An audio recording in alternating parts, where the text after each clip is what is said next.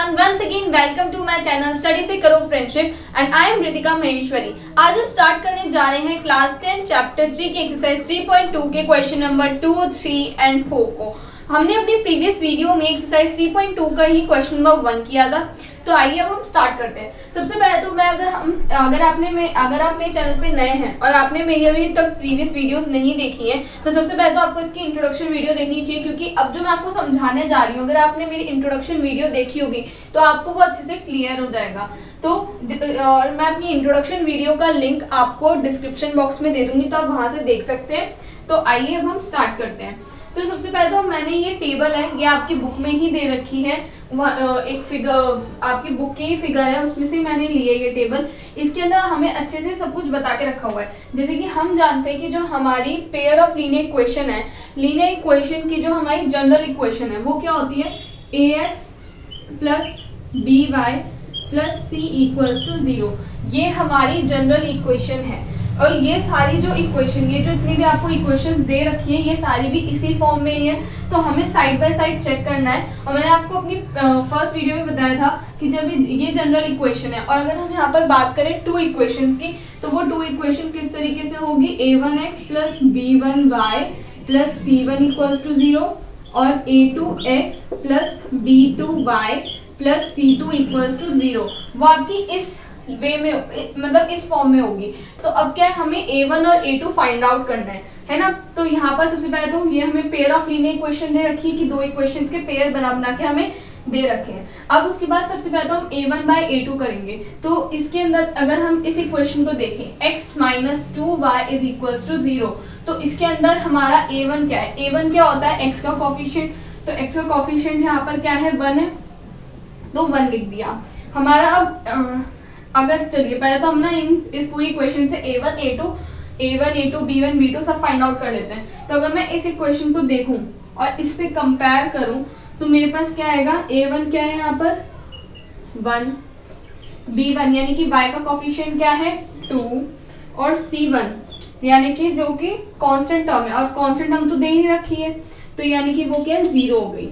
अब यहाँ पर देखूं तो a2 क्या है हमारे पास, x का कोफिशिएंट 3, b2 यानी कि y का कोफिशिएंट क्या है हमारे पास 4 एंड c2 की अगर बात करूं तो यहाँ पर क्या है हमारा -20। और हमने एक चीज यहाँ पर ध्यान नहीं दी कि जब हम लिख रहे हैं तो हमें माइनस भी लगाना पड़ेगा। तो b1 क्या है हमारा -2 है, ना कि सिर्फ 2, ये है यहाँ पर -2 और यहाँ पर ये -20 c2 क्योंकि यहाँ पर गिवन है। अब हमें इसको इस फॉर्म में रखना है, a1 अपॉन में a2, b1 अपॉन में b2 एंड c1 अपॉन में c2। हमने उसी फॉर्म में लिखा a1 अपॉन में a2 यानी कि 1/3, b1 अपॉन में b2 -2/4, c1 अपॉन में c2 0 -20। रख दिया हमने इन तीनों को a1/a2, b1/b2 और c1/c2 की फॉर्म में। अब हम इन रेशियोज को कंपेयर करेंगे। कंपेयर कैसे करेंगे, a1/a2 को b1/b2 के इक्वल रखेंगे और इसे c1/c2 के इक्वल रखेंगे। अगर हम इन तीनों को इक्वल रखें तो क्या आपको कुछ भी सेम आ रहा है? आपने अपनी प्रीवियस क्लासेस में भी पढ़ा होगा, जब आपने इक्विवेलेंट फ्रैक्शन पढ़ते होंगे तो उसमें क्या होता था कि कोई भी चीज इक्विवेलेंट फ्रैक्शन में क्या होता था कि 1/2 इक्वल्स टू 1/2 इक्वल्स टू 1/2। आप इस तरीके से पढ़ते हो। क्या समथिंग कुछ ऐसा इन तीनों में इक्वल है? नहीं है। यहाँ 0 जाएगा, यहाँ आप करोगे तो -1/2 आएगा और ये 1/3 है ही। तो यानी कि इन तीनों में कुछ भी कॉमन नहीं है, यानी कि a1 a2 is not equal to b1/b2 is not equal to c1/c2। यही है। तो और जब हमारी इक्वेशन इस तरीके से होती है तो हमने पहले भी पढ़ा है कि वो कैसी लाइंस होती है, इंटरसेक्टिंग लाइंस, यानी कि वो एक दूसरे को एक पॉइंट पे आकर कट करती हैं। और जब कोई भी इक्वेशन एक पॉइंट पे आकर एक दूसरे को इंटरसेक्ट कर रही है तो उसके सिर्फ एग्जैक्टली वन सॉल्यूशन होता है, यानी कि एक यूनिक सॉल्यूशन मिलता है, यानी कि एग्जैक्टली वन सॉल्यूशन होता है, ये हमें ध्यान रखना है।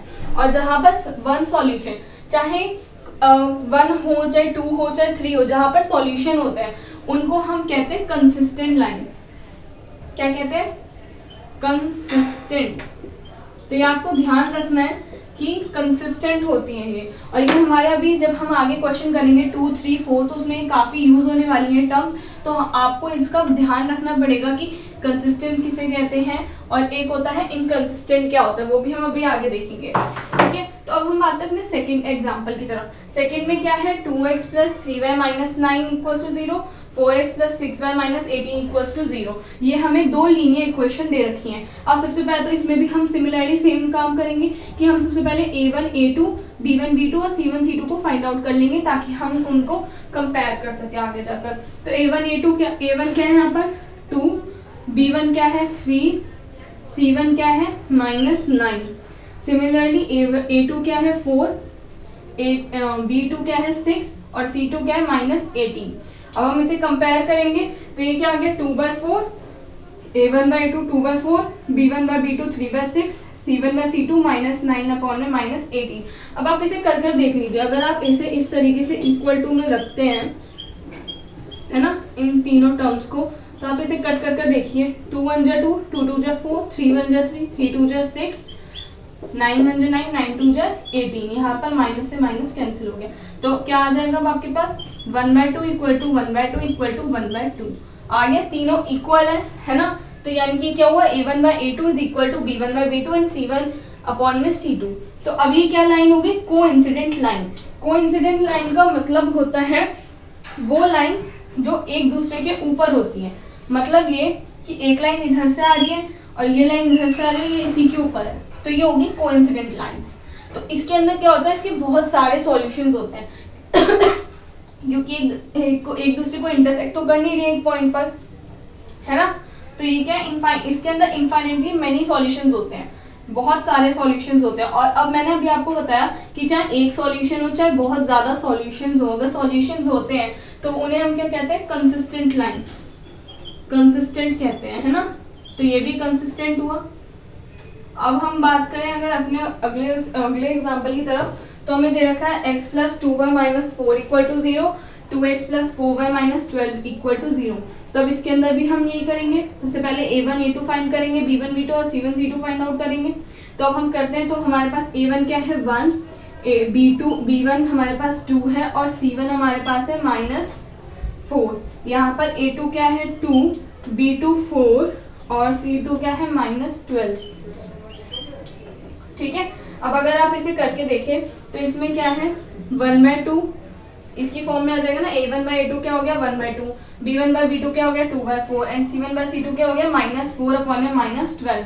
अब आप इसे अगर इक्वेट करके देखें, इक्वल रख के देखें यहाँ पर, तो आप इसे सॉल्व करेंगे, ये तो 1/2 का 1/2 रहेगा, ये 1/2 हो जाएगा और ये 1/3 हो जाएगा और माइनस माइनस कैंसिल। तो क्या हो गया 1/2 इक्वल टू 1/2 इक्वल टू 1/3, ये हो गया। तो यानी कि इसमें क्या है, आपके पास a1/a2 is equal to b1/b2 तो है, लेकिन ये नॉट इक्वल टू c1/c2 है, तो यही हमने यहाँ लिखा है। और जब ऐसी सिचुएशन होती है तो वो कैसी लाइंस होती है, पैरेलल लाइंस, यानी कि एक दूसरे के पैरेलल है। अब आप खुद ही सोचिए कि कोई लाइन अगर एक दूसरे के पैरेलल होगी तो क्या वो किसी पॉइंट पे जाकर मीट करेंगे, नहीं करेंगे। तो इसका मतलब क्या हुआ कि हमारे पास कोई भी सॉल्यूशंस नहीं है। अब तक हमारे पास इंटरसेक्टिंग लाइंस थी, यानी कि एक दूसरे को बीच में काटेगी, तो एक पॉइंट मिल गया हमें, है ना। कोइंसिडेंट लाइन थी, यानी कि एक के ऊपर एक लाइन थी, एक इधर से आ रही है तो एक इधर से, तो उसके ऊपर ही लाइन है, तो हमें बहुत सारे सॉल्यूशंस मिल सकते हैं। बट यहाँ पर क्या है, दोनों लाइन पैरेलल है, कहीं इनफाइनाइटली अब कहीं तक देख लो, कहीं पर जाकर ये दोनों मैच ही नहीं होंगी, एक पॉइंट पर मीट ही नहीं करेंगे। जब कोई भी एक पॉइंट पर मीट ही नहीं करेंगी तो सॉल्यूशंस क्या होंगे, जीरो होंगे। और ऐसी लाइंस क्या होती है, इनकंसिस्टेंट। क्या होती है, इनकंसिस्टेंट, यानी कि जिनके कोई भी सॉल्यूशंस नहीं होते उन्हें हम कहते हैं इनकंसिस्टेंट। तो ये जो टेबल है बहुत इंपॉर्टेंट है, इसके बारे में हमने अपनी इंट्रोडक्शन वीडियो में भी डिस्कस किया है, जिसका लिंक मैं आपको डिस्क्रिप्शन बॉक्स में दे दूंगी। होप ये आपको अभी समझ में आया होगा। आप एक बार इस टेबल को नोट कर सकते हैं, नहीं तो आप इसे अभी समझ भी सकते हैं, क्योंकि हमारे जो आगे के 3 क्वेश्चंस हैं वो इसी के ऊपर बेस्ड हैं। तो आप इसे देख लीजिएगा।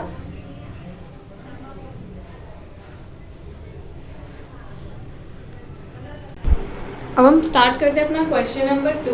क्वेश्चन नंबर 2 हमें क्या कह रहा है कि हमें सबसे पहले तो कंपेयर करना है a1/a2, b1/b2 और c1/c2 की फॉर्म में, और फिर हमें ये बताना है कि जो हमारी पेयर ऑफ लीनियर इक्वेशन है वो इंटरसेक्ट कर रही है या फिर पैरेलल है या फिर कोइंसिडेंट है। तो सबसे पहले तो हमें ये फाइंड आउट करना है। तो सबसे पहले तो यहाँ पर ये इसकी तीनों पार्ट्स मैंने लिख ली है, मैंने टेबल को रिमूव नहीं किया है ताकि हमारी एक तरीके से प्रैक्टिस भी हो जाएगी, हमें समझ में आ जाएगी हम कैसे करेंगे। तो सबसे पहले तो हमें ये दोनों इक्वेशन दे रखी हैं। तो सबसे पहले हमारा काम क्या होता है, हमें फाइंड आउट करना होता है कि A1 क्या है, B1 क्या, A2 क्या है, B1 क्या है, B1 क्या है, B2 क्या है, C1 और C2 क्या है, यही फाइंड आउट करना है सबसे पहले। तो हम यही फाइंड आउट करते हैं।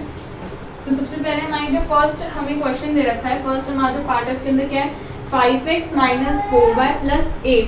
तो अब हमारे यहाँ पर A1 क्या होगा, x का कोफिशिएंट क्या है फर्स्ट इक्वेशन में 5, तो A1 हमारा क्या होगा 5। B1 क्या होगा वो हमारा यहाँ पर -4, y का कोफिशिएंट क्या है -4, तो B1 क्या होगा हमारा -4। सिमिलरली यहाँ पर कांस्टेंट टर्म क्या है हमारी 8, तो C1 क्या हुआ हमारा 8 हुआ, है ना। हमारी फर्स्ट इक्वेशन जो होगी वो यही इसी फॉर्म में होती है ना कि A1x + B2y + C1 B1y + C1 = 0, इसी फॉर्म में होती है। और सेकंड वाली किस फॉर्म में होती है, A2x + B2y + C2 = 0, वो इस फॉर्म में होती है। तो अब हम अपना अगला देखते हैं कि हमारा A2 क्या है यहाँ पर 7, B2 क्या है हमारा यहाँ पर 6 है यहाँ पर, है ना। 7x + 6y - 9 = 0 है, तो B2 हमारा क्या हुआ 6, हमने यहाँ नोट डाउन कर दिया।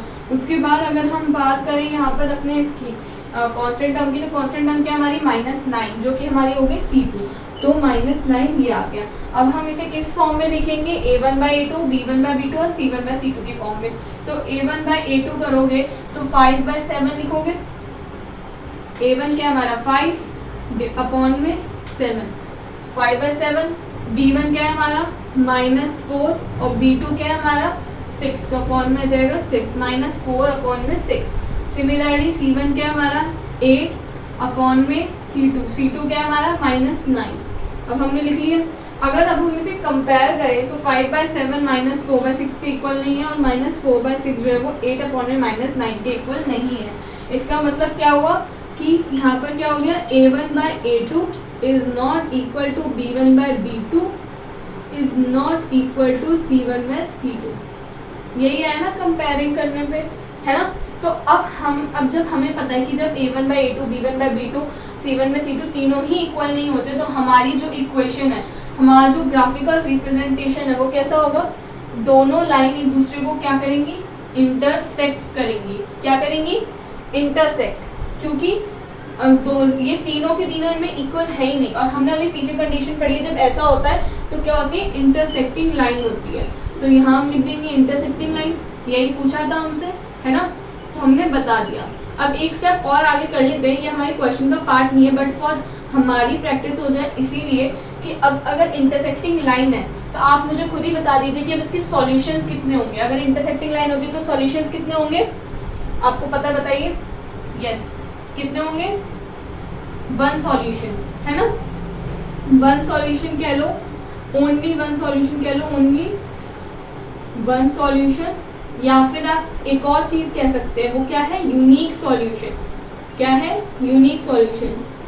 अब उसके बाद हम बढ़ते हैं अपने, और हाँ एक और चीज, अभी हमने पढ़ा था कंसिस्टेंट और इनकंसिस्टेंट, तो ये वाला क्या हो गया, कंसिस्टेंट हो गया, क्योंकि इसके क्या है 1 सॉल्यूशन है, इसलिए ये कंसिस्टेंट है। अब बढ़ते हैं नेक्स्ट सेकंड की तरफ। सेकंड में हमें इक्वेशन दे रखी है, तो इसमें भी हमें similarly C1 A1 A2 B1 B2 यही फाइंड आउट करेंगे। तो अब यहाँ पर हमारा A1 क्या है 9 है, 9 लिख दिया। B1 क्या है इस इक्वेशन में 3 है हमारे पास, तो यहाँ हमने 3 लिख दिया। और C1 यानी कि कांस्टेंट टर्म क्या हमारी 12, तो हमने यहाँ 12 लिख दिया। सिमिलरली अगर हम देखें तो यहाँ 18 है, A1 क्या है, x का कोफिशिएंट क्या है 18, यानी कि A1 क्या हुआ हमारा A2 18 हो गया। सिमिलरली y का कोफिशिएंट क्या है 6, यानी कि B2 क्या हो गया हमारे पास 6। अब सिमिलरली यहाँ पर चेक कर लें तो ये क्या है, कांस्टेंट टर्म क्या है 24, यानी कि C2 हमारा हो गया 24। अब आप इसे क्या करेंगे, A1/A2 B1/B2 C1/C2 की फॉर्म में लिखेंगे। A1 हमारा क्या है 9 और A2 क्या है हमारा 18, तो ये क्या हो गया 9/18। अब हम आगे चलें तो B1 क्या है हमारा 3 एंड B2 क्या है हमारे पास 6, तो 3/6 हो गया। C1 क्या है हमारे पास 12 और C2 क्या है 24। अब आप इसे अगर देखें तो ये क्या है 9 और 18 को अगर आप कट करके देखें तो 1/2 आएगा। 3/6 को देखें तो भी 1/2 आएगा। 12 और 24 को देखें तो 1/2 ही आएगा, क्योंकि 9 1 जा 9, 9 2 जा 18, 3 1 जा 3, 3 2 जा 6, 12 1 जा 12 एंड 12 2 जा 24। तो ये आ गया हमारा, यानी कि तीनों इक्वल हैं। तो अब हम क्या लिख देंगे कि A1 में A2 is equal to B1 में B2 is equal to C1 में C2, ये लिख दिया। और हमें पता है कि जब हमारे तीनों की तीनों रेशोज जो है वो इक्वल होते हैं तो हमारी लाइन क्या होती है, कोइंसिडेंट। क्या होती है, कोइंसिडेंट लाइन, यानी कि इस तरीके की लाइन, एक इधर से आ रही है, मान लो इधर जा रही है तो एक इसी के ऊपर दूसरी, यानी कि इस तरीके से होती है हमारी लाइन, है ना, कोइंसिडेंट लाइन। और हमें पता है कि जब अब ये यहाँ पर हमारा क्वेश्चन फिनिश होता है, क्योंकि हमें ये बताना है कि इंटरसेक्ट है, पैरेलल है या कोइंसिडेंट है, तो कोइंसिडेंट। अब नेक्स्ट स्टेप अगर हम एक आगे कर लें तो इसके अंदर आप खुद बताइए कितने सॉल्यूशंस होंगे, आपको पता है कितने हैं, मैनी सॉल्यूशंस, है ना, बहुत सारे सॉल्यूशंस हैं इसके। और ये क्या हो गया, कंसिस्टेंट हो गया। क्या हो गया, कंसिस्टेंट, क्योंकि जिस अब 1 हो या 1 से ज़्यादा सॉल्यूशन हो तो हमने पढ़ाई कि वो क्या होते हैं, कंसिस्टेंट लाइंस होती है ना। अब आगे चलते हैं हम अपने थर्ड पार्ट की तरफ। तो इसमें भी हमें फाइंड आउट करना है। तो इसके अंदर भी हम देखें तो हमारा A1 क्या है 6 है हमारे पास, y का कोफिशिएंट क्या है -3, यानी कि B1 हमारा क्या हो गया -3 हो गया। कांस्टेंट टर्म हमारी यहाँ पर 10 दे रखी है, यानी कि C1 हमारा क्या हो गया 10। सिमिलरली हम देखें तो x का कोफिशिएंट क्या है सेकंड इक्वेशन में 2, यानी कि A2 क्या हो गया हमारा 2। और हमारा y का कोफिशिएंट क्या है 1, यानी कि B2 क्या हो गया हमारा 1 हो गया। सिमिलरली यहाँ पर C2 यानी कि कांस्टेंट टर्म क्या है 9, तो हमारी C2 क्या होगी 9 हो गई, है ना। अब ये हमने लिख लिया। अब हम इसे A1/2, B1/B2 और C1/C2 की फॉर्म में लिखेंगे। तो अगर आप इसे A1/A2 की फॉर्म में लिखते हैं तो A1 क्या है 6, A2 क्या है 2, 6/2। सिमिलरली B1 क्या है हमारा -3 एंड B2 क्या है हमारे पास 1। अब हम आगे देखें तो C1 हमारे पास क्या है 10 एंड C2 हमारे पास, यहाँ पर हमने एक गलती कर दी है, यहाँ पर -1 होगा, क्योंकि यहाँ पर क्या है -y है तो -1, यानी कि यहाँ पर भी -1 आएगा। अब C1 क्या हमारा 10 और C2 क्या हमारा 9, इसकी फॉर्म में आ गया। अब आप इसे कट कर देख लीजिए तो ये 2 1 जा 2 होता, 2 3 जा 6 होता है, यानी कि 3/1 हो जाएगा। अगर आप इसे देखें तो माइनस से माइनस कैंसिल हो जाएगा, तो ये भी 3/1 है।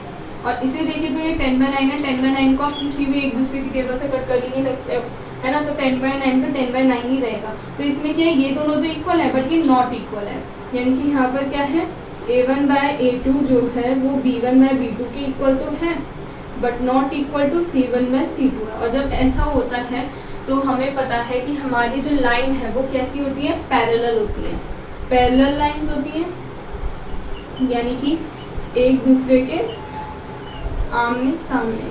और जब पैरेलल लाइंस होती हैं तो सॉल्यूशंस क्या होते हैं, नो सॉल्यूशन, कोई भी सॉल्यूशन नहीं होता, क्योंकि ये दोनों लाइंस कहीं पर मीट ही नहीं करेंगी, एक दूसरे को एक पॉइंट पर टच ही नहीं करेंगी या कट ही नहीं करेंगी, तो क्या होगा, नो सॉल्यूशन। और जहाँ नो सॉल्यूशंस होते हैं वहाँ पर क्या होती है, इनकंसिस्टेंट लाइन होती है, ठीक है। तो यहाँ पर ही हमारा पार्ट खत्म होता है। आपको जो अपनी क्वेश्चन में करना है वो सिर्फ यहाँ तक करना है, यानी कि आपको ग्राफिकल रिप्रेजेंटेशन तक करना है। ये हमारा एक्स्ट्रा पार्ट है जो कि हमने किया है ताकि हमें प्रैक्टिस रहे कि अगर हमें क्वेश्चन में सिर्फ यही ना पूछा जाए, हमें आगे तक भी पूछ ले कि और ये भी बताओ कि इसके अंदर कितने सॉल्यूशंस होते हैं, या फिर आपसे पूछ लिया जाए कि कंसिस्टेंट है या इनकंसिस्टेंट है, क्योंकि इसके बारे में अभी हमारे आगे क्वेश्चंस में हमसे पूछेंगे बट अभी पूछा नहीं है। तो हमारे क्वेश्चन में अगर आप नोट डाउन करते हैं अभी तो सिर्फ आपको यहाँ तक करना है, यानी कि ग्राफिकल रिप्रेजेंटेशन तक ही करना है। तो सबसे पहले तो आप इसे नोट डाउन कर लीजिए।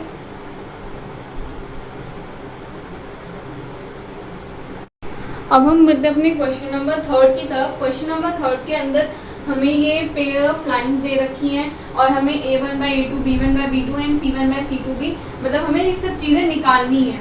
ये मैंने यहाँ पर लिख दिया है पहले से, क्योंकि हम जानते हैं कि वीडियो जो है वो काफ़ी लंबी हो जाती है, तो ज़्यादा लंबी ना हो, वैसे भी हमारी ऑलरेडी हो ही चुकी है, तो इसलिए मैंने ऐसा इसलिए किया है।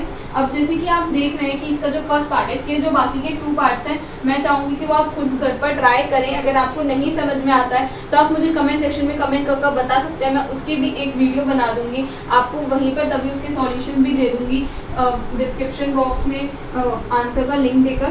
तो आइए अब हम स्टार्ट करते हैं। अब हमें जो इक्वेशन है वो इस फॉर्म में दे रखी है, 3x + 2y = 5। In this form हमें जो हमारी जो जनरल इक्वेशन है वो क्या है, ax + by + c = 0।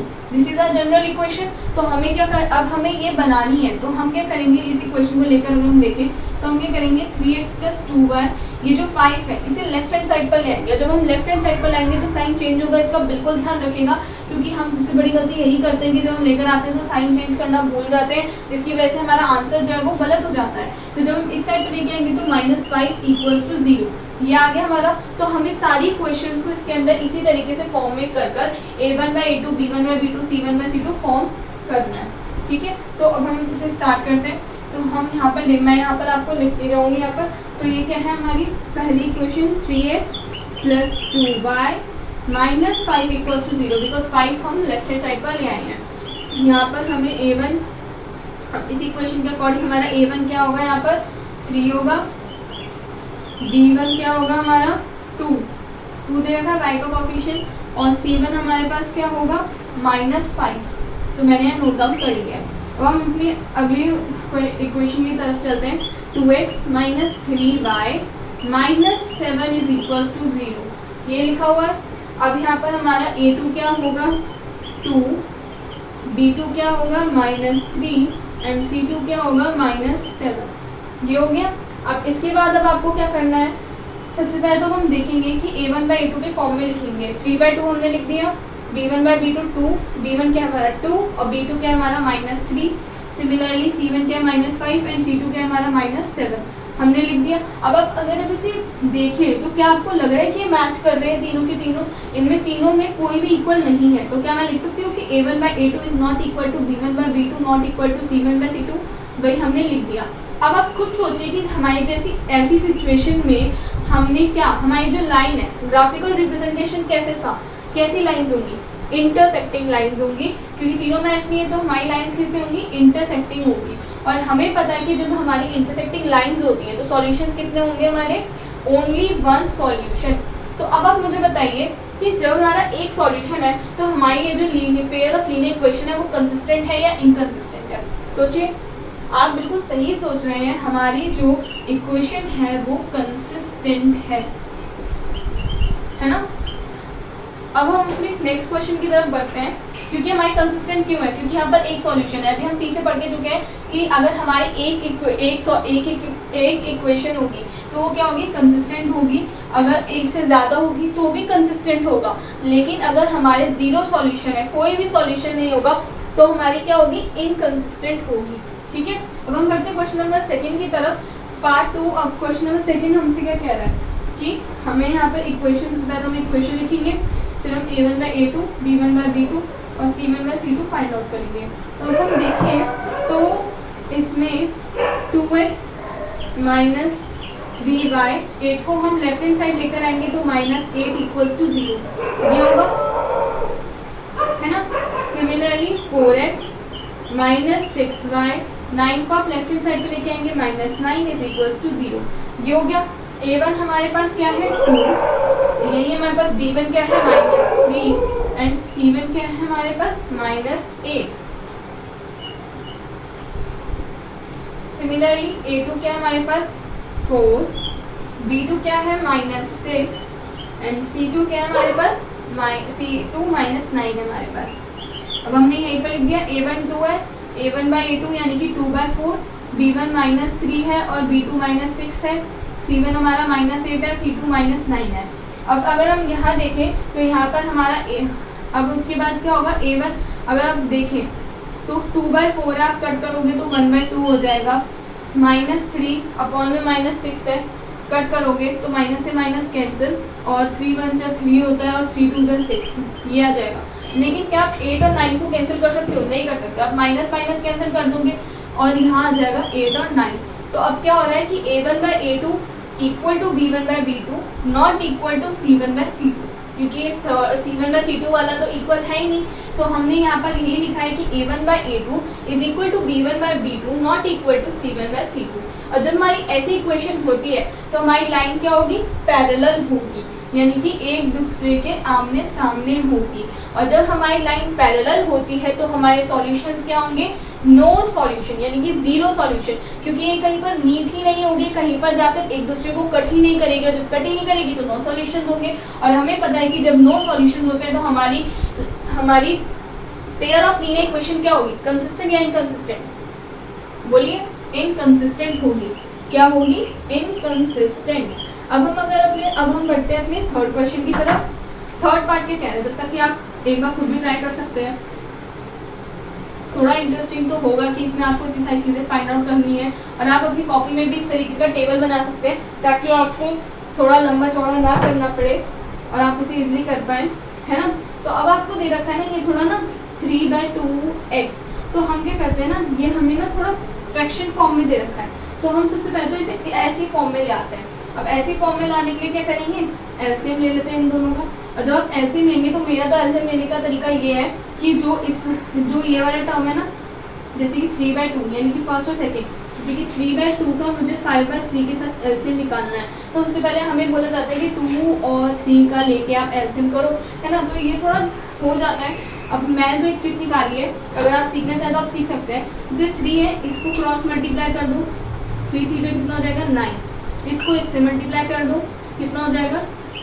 5 2 जा 10, जो साइन है वो लगा दो, और इन दोनों को आपस में मल्टीप्लाई कर दो, 3 2 जा 6। अब आप खुद भी घर पे कैलकुलेट कर देख सकते हैं। 2 क्वेश्चन ले लीजिए, इस तरीके से करके देखिए, आपका आंसर बिल्कुल यही आएगा, यानी कि 19/6 ही आएगा। भी करें तो 3/2 प्लस 5/3 है, एलसीएम आपने लिया तो आपका 6 आया। तो अगर आप इसे सॉल्व करोगे तो इंटू 3 करोगे, ऊपर भी 3 होगा तो 9/6 होगा, प्लस यहाँ पर 2 से इंटू करोगे क्योंकि डिनोमिनेटर को आपको 6 बनाना है ना। तो 2 से मल्टीप्लाई करोगे तो ऊपर भी 10/2। और सिमिलरली जब आपने पहले देखा होगा तो यहाँ पर मेरा आंसर भी वही था। तो मतलब हमें करना यही है, लेकिन मैंने तो एक ट्रिक ढूंढी है कि मैं इसको इससे मल्टीप्लाई कर दूँ, इसको इससे मल्टीप्लाई कर दूँ, और अपॉन में इन दोनों को मल्टीप्लाई करके लिख दूँ, है ना। तो यही मैंने किया। 9x plus 5/6 is equal to 7। अब आपने ये जब लिख दिया तो इसके अंदर अब आप क्या करेंगे कि इसको यहाँ डिवाइड में यहाँ जाके क्या हो जाएगा? मल्टीप्लाई हो जाएगा, यानी कि 9x plus 5y is equal to 7। 6 से कितना होता है? 42 हमने लिख दिया। अब हम क्या कर रहे हैं कि भाई जब हमने इस तरीके से लिख रहे हैं ना इसे, तो अब हम क्या करेंगे, अपना जो 42 है हम उसे लेफ्ट हैंड साइड पे लेकर आ जाएंगे और उसे हम अपनी जनरल इक्वेशन में कन्वर्ट कर देंगे। तो अब क्या होगा? 9x plus 5y minus 42 is equal to 0। तो अब हमने ये कर लिया। अब इसके बाद अब हम क्या करने वाले हैं कि a1/a1 हम लिख दें। अब हाँ, ये भी उतारना जरूरी है। 9x माइनस 10y और 14 को हम इस साइड पे लेंगे तो माइनस 14 इक्वल्स टू 0 हो जाएगा। a1 यहाँ पर क्या है? 9, b1 क्या है? 5 और c1 क्या है हमारा? माइनस 42। सिमिलरली a2 क्या है? 9, b2 क्या है हमारा? माइनस 10 एंड c2 क्या है हमारा? माइनस 14। तो हमने यहाँ लिख दिया। अब आप इसे हमने इसी के फॉर्म में लिखा है a1/a2 9/9, b1/b2 यानी कि b1 क्या है? 10 और b2 क्या है?